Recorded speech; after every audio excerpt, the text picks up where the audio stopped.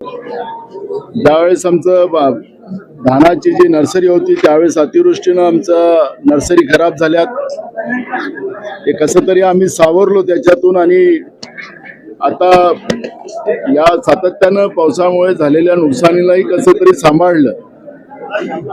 मोठ्या प्रमाणात पैसा या धान पिकासाठी खर्च केला गेला, पण जेव्हा पीक हातात यायची वेळ आली आणि हा जो नोव्हेंबर महिन्याचा जो पाऊस पडला, या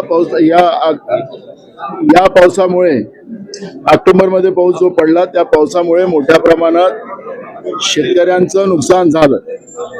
हातातलं पीक आता त्या धानाला कोंब आलेले आहेत आणि पूर्ण 100% शेतकऱ्यांचं नुकसान झालेलं आहे। एकीकडे सरकारचं धोरण हे सरकार विरोधी आहे। नाम मात्र पैसे देण्याचं सरकारने जाहीर केलेलं आहे।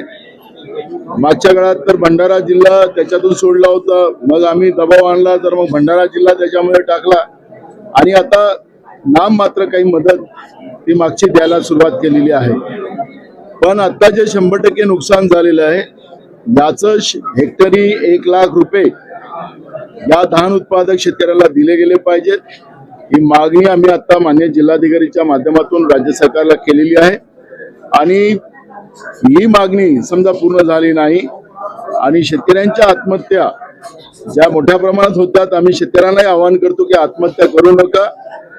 या सरकारला फक्त उद्योगपत्यांचंच कर्ज माफ करायचं असेल आणि शेतकऱ्यांचं कर्जमाफी करत असताना तारीख पे तारीख द्यायची असेल आणि शेतकऱ्यांना जेव्हा अडचणीत आला असेल शेतकरी तर त्याला मदत करायची नसेल तर या सरकारला सडो की पळो करून सोडायची ही भूमिका आमच्या धान उत्पादक शेतकऱ्यांनी घेतलेली आहे। काँग्रेस पक्ष या सगळ्या धान उत्पादक शेतकऱ्यांच्या सोबत राहील। यांना न्याय मिळवून देण्यासाठी आरपारची लढाई सरकार बरोबर 2 हात करण्याची भूमिका आमची सगळ्यांची राहणार आहे आणि म्हणून शेतकऱ्यांच्या व्यथा या तातडीनं सरकारने समजून तातडीनं, नाही तर तारीख पे तारीख वाला नाही, तातडीनं मदत 1 लाख रुपये हेक्टरी धान उत्पादक शेतकऱ्याला करावी ही मागणी आम्ही केलेली आहे।